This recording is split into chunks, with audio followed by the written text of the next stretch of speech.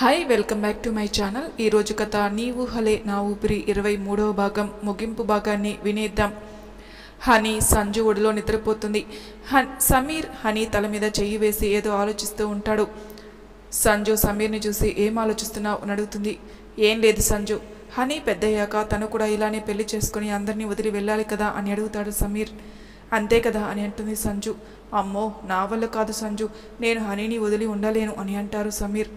సంజుకి నవ్వాలో బాధపడాలో తెలియక సమీర్ని చూస్తుంది. ఏమైంది, ఎందుకు అలా చూస్తున్నావు అని అడుగుతాడు సమీర్. హనీ ఇప్పుడు 3 ఏళ్ల పాప, ఇంకా దానికి చాలా టైం ఉంది. నువ్వు ఇప్పటి నుంచే అలా ఆలోచిస్తుంటే ఆశ్చర్యం వేసింది. మా డాడ్ కూడా ఇలానే ఆలోచించేవారు అని అంటుంది సంజు. సమీర్ చిన్నగా నవ్వి, సరే నువ్వు కాసేపు పడుకో, నేను ఇల్లు వచ్చిన తర్వాత లేపుతాను అని అంటాడు. సంజు సరే అని సమీర్ భుజం మీద తల వాల్చి పడుకుంది. సమీర్ హనీని తన ఒడిలోకి తీసుకుని సంజు మీద ఒక చెయ్యి ఉంచి విండో నుంచి బయటకు చూస్తూ ఉంటాడు. తను అనుకున్నట్లు ఆకాష్లో మార్పు వచ్చింది. అందరికీ శిక్ష వేయగలిగాడు. కానీ ప్రీతి ఒక్కతే అన్యాయం అయింది అన్న బాధ కొంచెం ఉన్న ఆకాష్ లొంగిపోయే ముందు ప్రీతి ఆకాష్ కోసం ఎంతవరకు అయినా ఎదురు చూస్తానని ఆంటీ అంకుల్ చూసుకుంటారని చెప్పిన మాటలు విన్న తర్వాత కొంచెం మనసు శాంతించింది. ఇక ఇప్పుడు తన ముందు ఉన్నది తన ఫ్యామిలీని బాగా చూసుకోవడం, హనీని బెస్ట్ తండ్రిగా ఉండటం, సంజు కోల్పోయిన ప్రేమను అందించడం. ఇలా ఆలోచనలో ఉండగానే సమీర్ ఇంటికి చేరుకున్నారు. వీళ్ళకన్నా ముందే ఉషా ఇంటికి వెళ్ళి వైజయంతి చెప్పినట్లు గృహప్రవేశంకి అన్ని ఏర్పాట్లు చేసింది. సంజు హనీని భుజంపై వేసుకొని సంజుని లేపి ఒక చేతితో సంజు చేతిని పట్టుకుని గుమ్మం ముందు నించున్నాడు. శైలు వచ్చి ఇద్దరికి హారతిచ్చింది. సమీర్ ఉషాని పిలిచి ఇంతకు ముందే శైలు కోసం తీసుకున్న జ్యువెలరీ బాక్స్ ఇచ్చాడు. శైలు థ్యాంక్స్ వాళ్లకు లోపలికి వెళ్ళడానికి దారి ఇచ్చింది. సంజు సమీర్ హనీతో కలిసి లోపలికి వెళ్లారు. వైజయంతి సంజుని దేవుడి దగ్గర తీసుకెళ్లి సంజు చేత దీపం వెలిగించింది. తెల్లవారి సత్యనారాయణ స్వామి వ్రతం ఉండడంతో అందరూ త్వరవాత వెళ్ళి నిద్రపోయారు. సంజు వైజయంతి గదిలో నిద్రపోయింది. పొద్దున లేచి ఉషా వ్రతానికి కావలసినవన్నీ రెడీ చేస్తుంది. వైజయంతి సంజుని రెడీ చేసి తీసుకుని వస్తుంది. రాఘవ, ప్రభా కూడా ఇంకా జానకి వాళ్ళు, వాసు కూడా వచ్చారు. సంజు అందరితో మాట్లాడుతూ ఉంది. సమీర్ తెలుపు రంగు పట్టుబట్టల్లో కిందికి వస్తూ సంజుని చూశాడు. గులాబీ రంగు పట్టుచీర, చేతుల నిండా గాజులు, చెవులకి బుట్టలు, మెడలో పచ్చని పసుపుతాడు, ఒక హారం కంటికి కాటుగా పెట్టి వాలు జడితో నుదుటిన సింధూరం, పాపిటిలో కూడా కొంచెం సింధూరం పెట్టి ఐదుతనం ఉట్టిపడేలా చూసే వాళ్లకు కనుల విందుగా మెరిసిపోతున్న సంజుని చూస్తుంటే నా రౌడీయేనా అనుకున్నాడు. సంజు సమీర్ని చూసి సూపర్ అని వేలిని సున్నాలా చుట్టి చూపించింది. సమీర్ కూడా నువ్వు కూడా బాగున్నావని చెప్పాడు. తర్వాత ఇద్దరూ పూజలో కూర్చున్నారు. వ్రతం అయిన తర్వాత అందరూ భోజనాలు చేశారు. సంజు హనీ టేబుల్పై కూర్చోబెట్టి కబుర్లు చెబుతూ అన్నం తినిపించింది. అంతా అయిపోయి బంధువులందరూ వెళ్ళిన తర్వాత సంజు సమీర్ల కార్యానికి ఆ రాత్రికే ముహూర్తం పెట్టించింది వైజయంతి. సమీర్ ఆవిడతో ఏదో మాట్లాడి సంజుని భోజనం చేసి బయలుదేరమని చెప్పి తన బట్టలు ప్యాక్ చేసుకోవడానికి వెళ్ళాడు. సంజు సరే అని హనీకి తినిపించి నిద్రపుచ్చి తను కూడా తిని రెడీ అయింది. సమీర్ బ్యాగ్ సర్ది వెళ్దామా అని అడిగాడు. సంజు కూడా సరే అంది. సమీర్ మిగతా వాళ్ళను కూడా త్వరగా రమ్మని చెప్పి హనీని నిద్రలేపకుండానే సంజుకి ఇచ్చి కార్ స్టార్ట్ చేశాడు. సంజు కూడా ఏం అడగకుండా సైలెంట్గా ఉంది. గంట తర్వాత కారు వెళ్తున్న దారిని బట్టి సంజు ఆశ్చర్యంగా సమీర్ని చూసింది. సమీర్ చిన్నగా నవ్వి డ్రైవింగ్ మీద కాన్సన్ట్రేషన్ చేశాడు. సాయంత్రానికి సమీర్ వాళ్ళు ఒక ఇంటికి చేరుకున్నారు. సంజు కార్ దిగి చుట్టూ చూస్తుంది. అది ఇంతకుముందు వాళ్ళు ఉన్న ఇల్లు. తన తండ్రి తన కోసం తన ఇష్టాలు బట్టి కట్టించింది. హాసినితో కలిసి అక్కడే ఆడింది, పాడింది, అల్లరి చేసింది. ఆ ఇంట్లో ప్రతి మూల ఒక్కో జ్ఞాపకంతో నిండి ఉంది. ఊరు మారడం వల్ల ఇల్లు అమ్మేసి వేరే ఇల్లు కొన్నారనుకుని సమీర్ని చూసి ఇక్కడకు ఎందుకు తీసుకుని వచ్చారు అని అడుగుతుంది. మన ప్రేమ ప్రయాణం ఇక్కడే స్టార్ట్ అయిందిగా, పైగా నీకు ఇల్లు ఎంత స్పెషల్ అన్నది తెలుసుకున్నాక ఆగిపోయింది అనుకున్న మన లైఫ్ మళ్ళీ కొత్తగా ఇక్కడ ప్రారంభించడానికి ఇక్కడికి తీసుకుని వచ్చా అని అంటారు సమీర్. సంజు ప్రేమగా సమీర్ని చూస్తుంది. ఇంతలో హనీ కూడా నిద్రలేస్తుంది. ముగ్గురు కలిసి లోపలికి వెళ్తారు. వీళ్ళు వెళ్ళేసరికి అన్నీ అరేంజ్ చేసేసి ఉన్నారు. సంజు ఇంటిని మొత్తం చూస్తూ తన రూమ్కి వెళ్తుంది. హనీకి కూడా ఇల్లు బాగా నచ్చుతుంది. కొంతసేపటికి మిగిలిన వాళ్ళు కూడా వస్తారు. అందరూ మాట్లాడుకొని భోజనం చేసిన తర్వాత శైలు, ఆశ రూమ్ని డెకరేషన్ చేస్తూ ఉషా, ప్రభా సంజుని రెడీ చేస్తారు. సంజు దేవుడికి దండం పెట్టుకొని పాల గ్లాస్ తీసుకొని సమీర్ ఉన్న రూమ్కి వెళ్తుంది. ఎందుకో తెలియదు కానీ సమీర్ని చూసి డోర్ దగ్గరే ఆగిపోతుంది. కోరుకున్న వాడి చెంతకు చేరాలని ఉన్న కాలు తనకి సహకరించడం లేదు. ఏదో తెలియని బిడియం సంజుని ఆపేస్తుంటే సమీర్ని సంజు దగ్గరికి వచ్చి సంజుని తీసుకుని వెళ్తాడు. సంజుని తన వైపుకు తిప్పుకొని నుదుటి మీద ముద్దు పెట్టి గుండెలకు హత్తుకుంటాడు. సంజుకి అప్పటి వరకు ఉన్న బిడియం, సిగ్గు, భయం అన్నీ ఎగిరిపోతాయి. సమీర్ గుండె చప్పుడిని వింటూ ఉంటుంది. తర్వాత సమీర్ సంజుని దగ్గరికి తీసుకుని సంజుని తనలో కల్పించుకుంటాడు. సంజు ఇన్ని ఏళ్ల తన ఆశ నెరవేరిన వేళ మనసిచ్చిన వాడికి ప్రేమతో తన సర్వస్వాన్ని ఇచ్చేసింది. అలా వాళ్ళ న్యూ లైఫ్ని స్టార్ట్ అయింది. తెల్లవారిన సూర్యుని కిరణాలు వెచ్చగా తగిలేసరికి సమీర్కి మెలకువ వచ్చి కళ్ళు తెరుస్తాడు. పక్కన గువ్వల తన గుండెల మీద ఒదిగిపోయిన సంజుని చూసి నుదుటి మీద చిన్నగా ముద్దు పెట్టి లేచి ఫ్రెష్ అవ్వడానికి వెళ్తాడు. సమీర్ ఫ్రెష్ అయి వచ్చేసరికి సంజు లేచి కూర్చుంది. సమీర్, లేచావా? వెళ్ళి ఫ్రెష్ అయ్యిరా అని అంటాడు.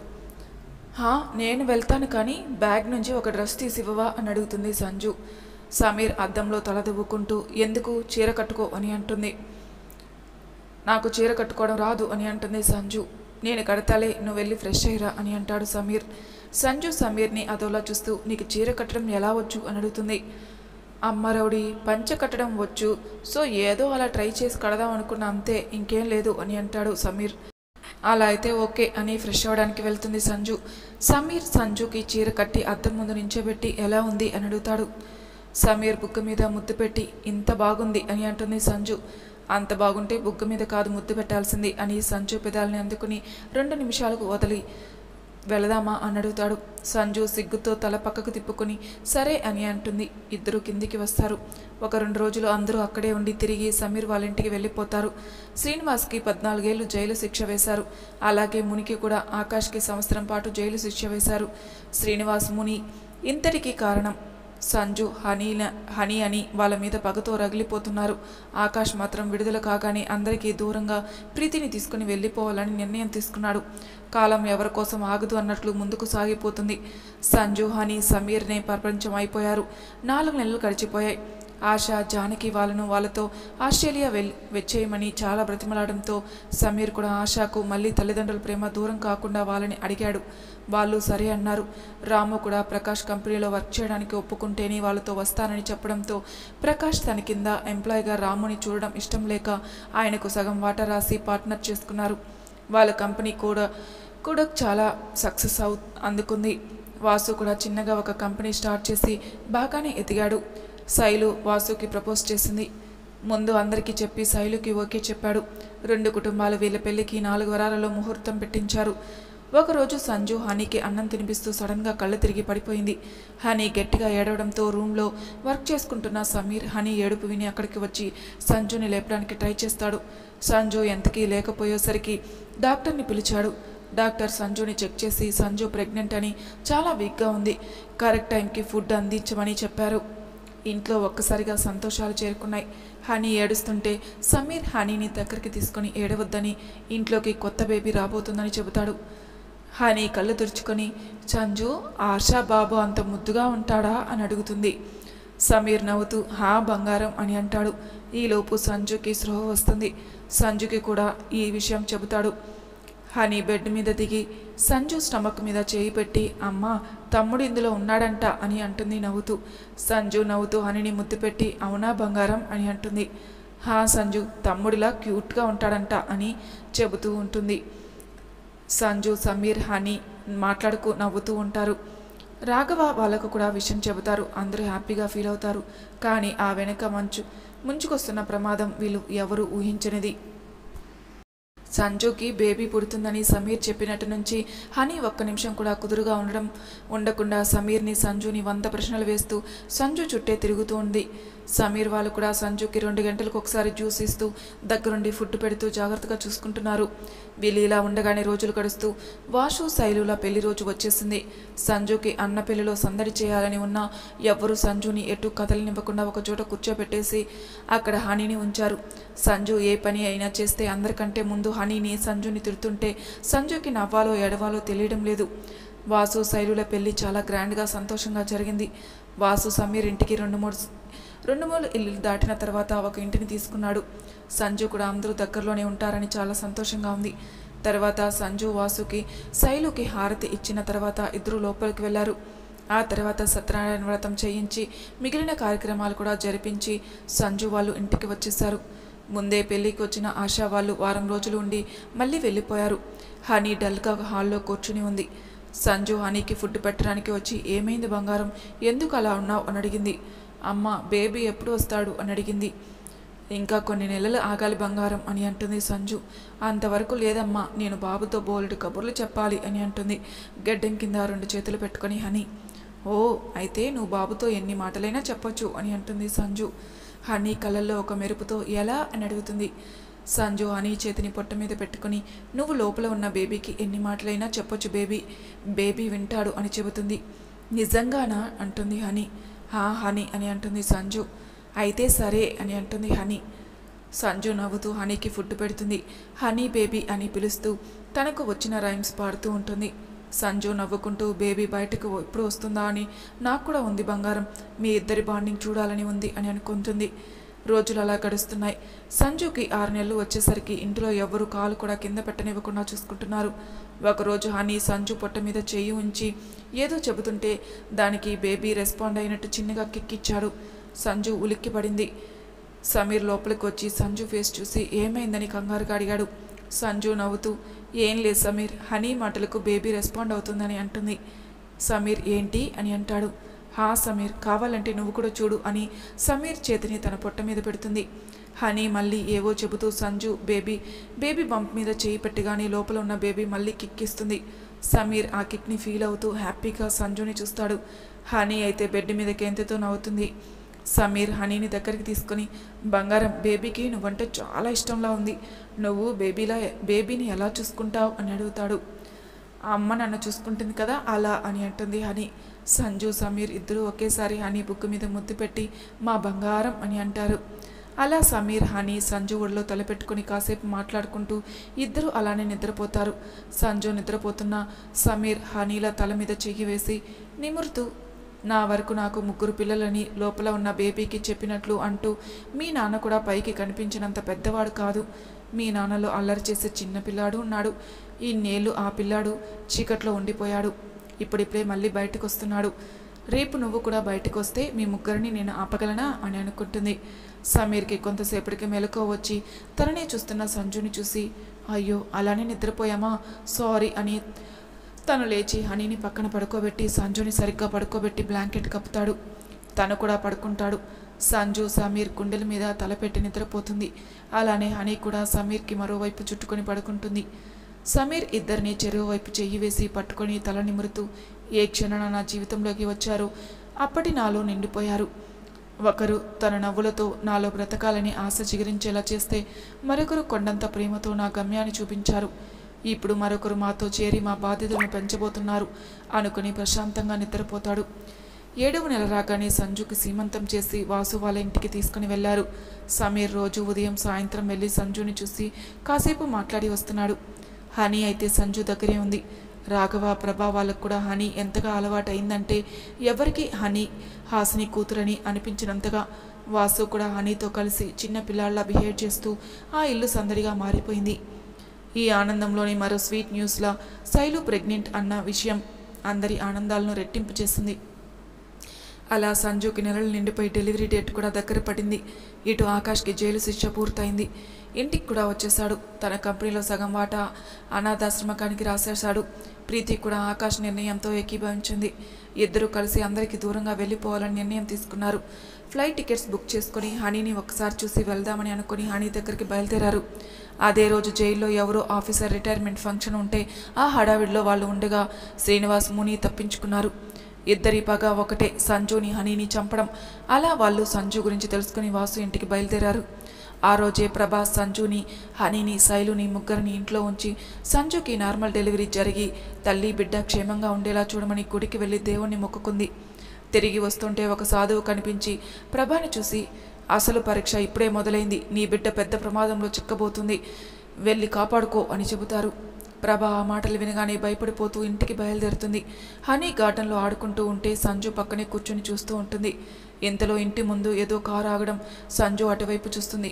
అందులో నుంచి శ్రీనివాస్ ముని ఇద్దరూ ముసుగు వేసుకుని వస్తారు. ముందు ముని వచ్చి హనీని పట్టుకుంటాడు. ఇంతలో సంజు ఏయ్ ఎవరు మీరు అని అడగడానికి వస్తుంటే సంజుకి క్లోరోఫామ్ ఇచ్చి ఇద్దరిని తీసుకుని వెళ్ళి కారులో కూర్చోబెడతాడు.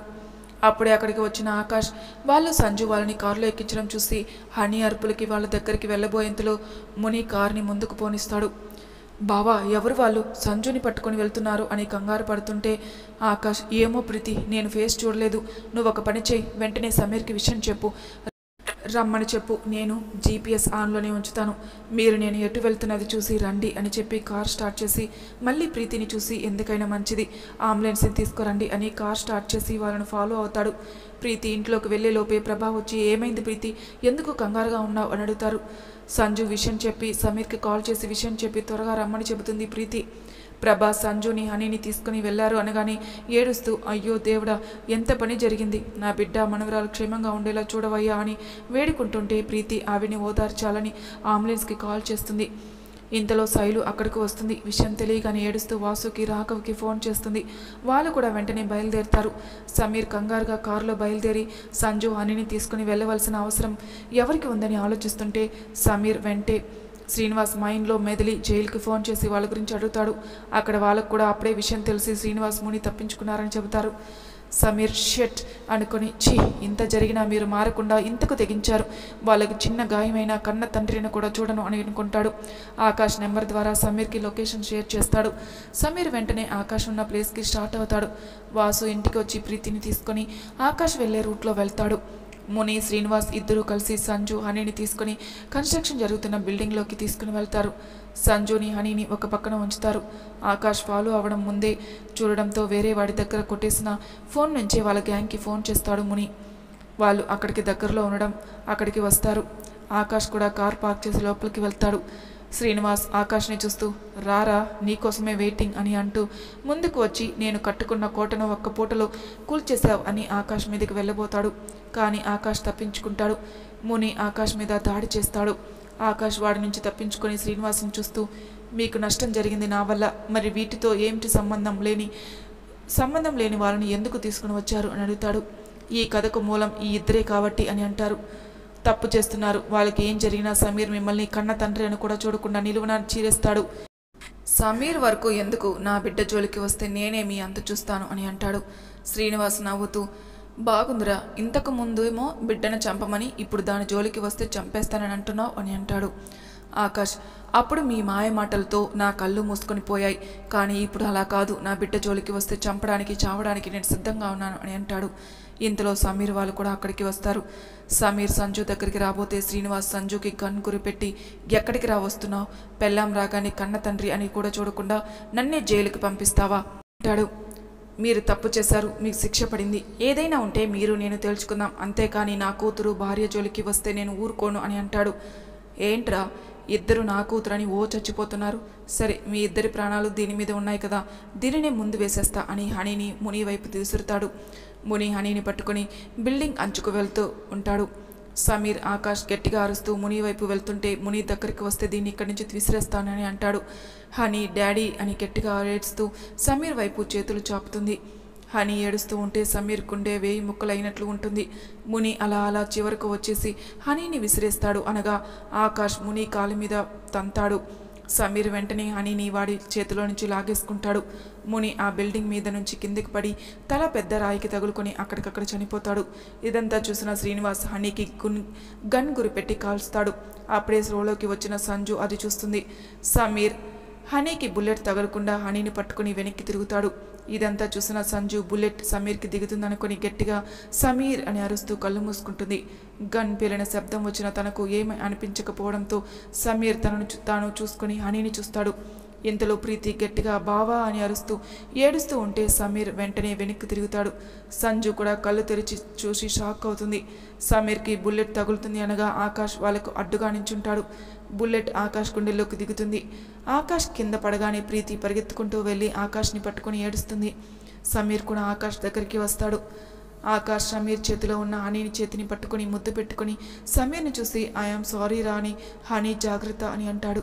సమీర్ బాధగా ఆకాష్ని చూస్తాడు. ఆకాష్ ప్రీతిని చూసి నేను నీ లైఫ్లోకి వచ్చి ఏ సంతోషాన్ని నీకు ఇవ్వలేకపోయాను, వీలైతే నన్ను క్షమించమ్మా, నాన్న జాగ్రత్త అని హనీని మరోసారి గుండెలకి హత్తుకొని చివరి శ్వాస విడుస్తాడు. ప్రీతి బావా అని గుండెలు పగిలేలా ఏడుస్తూ ఉంటుంది. సమీర్ బాధగా ఆకాష్ కళ్ళు మూసి కోపంగా శ్రీనివాస్ వైపు చూస్తాడు. ఆయన సంజు దగ్గరికి వెళ్లేలోపే వాసు సంజుని తన వైపుకి లాగేసుకుంటాడు. ఇంతలో సంజుకి పెయిన్ స్టార్ట్ అవుతాయి. వాసు సంజుని ఎత్తుకుని కింద అంబులెన్స్ దగ్గరికి తీసుకుని వెళ్తాడు. సమీర్ హనీని పక్కన ఉంచి కోపంగా శ్రీనివాస్ మీదకి వెళ్తుంటే ఆయన మళ్ళీ చేతిలో ఉన్న గన్ సమీర్కి గురి పెడతాడు. సమీర్ బెదరకుండా అలానే వస్తుంటే శ్రీనివాస్కి చెమటలు పట్టేస్తూ ఉంటాయి. సమీర్ని కాల్చడానికి చూసేలోపే శ్రీనివాస్ ఒంటిలోనికి బుల్లెట్స్ దిగుతాయి. శ్రీనివాస్ తల తిప్పి చూస్తే అక్కడ చాలా మంది వరకు పోలీసులు ఉండి వాళ్ళ చేతిలో గన్స్ ఉంటాయి. శ్రీనివాస్కి అన్ని బుల్లెట్స్ ఒకసారిగా తగిలేసరికి తూలి వెనక్కి పడిపోతాడు. కింద పడి అక్కడంతా రక్తంతో తడిచిపోయి చచ్చిపోతాడు. సమీర్ కింద పడిన తండ్రిని చూసి అసహ్యంగా ముఖం తిప్పుకొని హనీని ఎత్తుకుంటాడు. ప్రీతిని ఓదార్చి ఆకాష్ బాడీని పోస్టుమార్టంకి పంపిస్తాడు. వీళ్ళు కిందికి వెళ్ళేసరికి సంజు నొప్పులతో విలవిల్లాడుతూ ఉంటుంది. కుటుంబంలో అందరూ అక్కడికి వచ్చేసి ఉంటారు. కొంతసేపటికి అంబులెన్స్లో నుంచి బేబీ ఏడుపు వినిపిస్తుంది. డాక్టర్ బాబుని టవల్లో చుట్టి బయటికి తీసుకుని వస్తుంది. సంజు సేఫ్గానే ఉందని చెప్పి బాబుని సమీర్కి ఇస్తుంది. సమీర్ హనీని వాసుకి ఇచ్చి బాబుని ఎత్తుకుంటాడు. హనీ బాబుని చూసి అప్పటి వరకు ఏడ్చేది కాస్త ఆపి బాబుని చూస్తుంది. బాబుని పట్టుకోగానే వాడు హనీ వేలిని గట్టిగా పట్టుకుంటాడు. హనీ ముందుకు వంగి బాబు బుగ్గ మీద ముద్దు పెడుతుంది. తర్వాత సమీర్ బాబుని సంజుకు చూపించి అందరూ కలిసి ఇంటికి వెళ్తారు. బాబు చెడన్న సంతోషం ఉన్న ఆకాష్ చనిపోవడం అందరికీ చాలా బాధ ఇస్తుంది. సమీర్ ఆకాష్ అంతిమ సంస్కారాలు దగ్గరుండి చేయించి ఇంటికి వస్తాడు. సంజు ప్రీతిని ఓదార్చుతుంది. కొన్ని రోజులకి అందరూ నార్మల్ అవుతారు. బాబుకి బారసారా ఏర్పాటు చేస్తారు. బాబుకి నిఖిల్ అని పేరు పెడతారు. అందరూ అన్ని బాధలు మర్చిపోయి నార్మల్గా ఉన్న సంజు ప్రీతి గురించి బాధపడుతూ ఉంటుంది. సమీర్ అది అర్థం చేసుకుని ఒకరోజు ప్రీతిని ఇంటికి తీసుకుని వచ్చి సంజు విషయం చెప్తాడు. సంజు ప్రీతిని చూసి ఇంకో పెళ్లి చేసుకోవచ్చుగా అని అడుగుతుంది. ప్రీతి దానికి కోపం తెచ్చుకోకుండా నెమ్మదిగా, వద్దు సంజు, నేను నా మనసులో బావకు తప్ప వేరే వాళ్ళకి ఆ స్థానం ఇవ్వలేను. అలా అని నిన్ను నువ్వు నిందించుకోకు. ఎవరికి ఏది ఎంతవరకు ప్రాప్తమైతే అంతవరకే ఉంటుంది. నాకు అలానే అనుకుంటున్నా. బావ నాతో లేకపోవచ్చు, కానీ తన జ్ఞాపకాలు నాతోనే ఉన్నాయి. పైగా ఇప్పుడు అటు అత్త మామలను ఇటు మా నాన్నను చూసుకునే బాధ్యత నాదే. అలాగే బావ ఆఖరి కోరిక తను చేసిన తప్పుకు తల్లిదండ్రులు లేని పిల్లకు కొత్త జీవితం ఇవ్వాలి అనుకున్నాడు. అది నేను నెరవేరుస్తాను. అంతే, ఇదే నా లైఫ్, ఇదే నా గోల్ అని అంటుంది. సంజు ఇంకా ప్రీతిని ఫోర్స్ చేయలేక, సరే నీ ఇష్టం, మేమంతా నీకు తోడుగా ఉంటాం అని చెబుతుంది. ప్రీతి కూడా అని నిఖిల్ని చూసి హనీని ప్రేమగా దగ్గరికి తీసుకుని తర్వాత అక్కడి నుంచి వెళ్ళిపోతుంది. ఆ రోజు రాత్రి సంజు బాబుని నిద్రపుచ్చి హనీని కూడా నిద్రపుచ్చి బాల్కనీలో కూర్చున్న సమీర్ దగ్గరికి వెళ్ళి, ఏమైంది సమీర్, ఇక్కడ ఒంటరిగా కూర్చున్నావు ఏంటి అని అడుగుతుంది. సమీర్ సంజుని పక్కనే కూర్చోబెట్టుకుని, ఏం లేదు రౌడీ, 2 అక్షరాల ప్రేమకు ఎంత శక్తి ఉందో మన జీవితంలో జరిగిన సంఘటనలు తలుచుకుంటే తెలుస్తుంది అని అంటారు. నిజమే, ఈ ప్రేమ నా స్నేహితురాలకి దూరం చేసింది. మళ్ళీ ఈ ప్రేమే దాని పేగు బంధాన్ని నాకు దగ్గర చేసింది. అదే ప్రేమ నిన్ను నా జీవితంలోకి వచ్చేట్టు చేసింది. ప్రేమ వల్ల ఎంత సంతోషం ఉంటుందో అది తెలియపరచడం ఆలస్యం చేస్తే 100 రెట్లు బాధను మిగులుస్తుంది. కానీ ఏది ఏమైనా మనసులో దాగి ఉన్న ప్రేమను మాత్రం మరవలేం అని అంటుంది. నిజమే అని సంజుని దగ్గరికి తీసుకుని, ఈ ప్రేమ మన మధ్యలో ఇలానే ఉండాలి. ఎన్ని ఒడిదుడుకులు వచ్చినా ఒకరికి ఒకరు తోడుగా ఉంటూ మన పిల్లలకి మన ప్రేమని అందించాలి అని అంటాడు సమీర్. సంజు కూడా అవును అని అంటుంది. ఇద్దరూ లోపలికి వెళ్ళి బెడ్ మీద నిద్రపోతున్న నిఖిల్ హనీలను దగ్గరికి వెళ్ళి పడుకుంటారు. రేపటి వెలుగుతో వీర ప్రేమ ప్రపంచాన్ని కొత్త వెలుగుతో కొనసాగిస్తారు అని కోరుకుంటూ ఇంతటితో ఈ కథ ముగిసింది. మరలా ఒక కొత్త కథతో మీ ముందుకు వస్తాను. అంతవరకు నా ఛానల్ని సబ్స్క్రైబ్ చేయని వాళ్ళు ప్లీజ్ సబ్స్క్రైబ్ చేసుకోండి. లైక్ చేసి షేర్ చేయండి. మీ అభిప్రాయాలు నాకు కామెంట్ రూపంలో తెలియజేయండి. Thank you for listening.